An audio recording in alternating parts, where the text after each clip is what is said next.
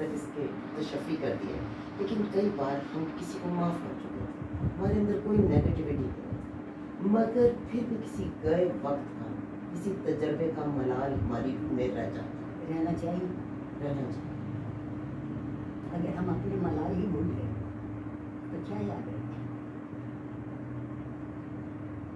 اور ملال یاد رکھنا چاہیے۔ کسی نے آپ سے زیادتی کی یا آپ نے خود اپنے آپ سے زیادتی کر لی، وہ خیال آپ کو ہمیشہ پھر اسے دہرانے نہیں کرے گا۔ اگر ملال ہی میں ہوا تو پھر ہم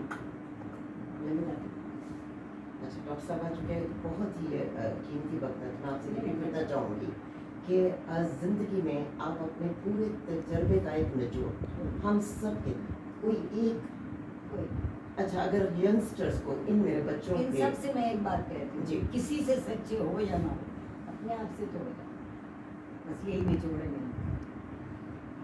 اور بس میں آپ کا بے حد شکریہ ادا کرنا چاہوں گی، اور منیزہ کا بھی، اور سب سے زیادہ خزیمہ کا، جنہیں بہت مشکل پڑ گیا کیونکہ میں ان کی بیٹی کی ٹیچر تھی اور انہوں نے یہ ایفرٹ کر کے دی اس کی بیٹی جی۔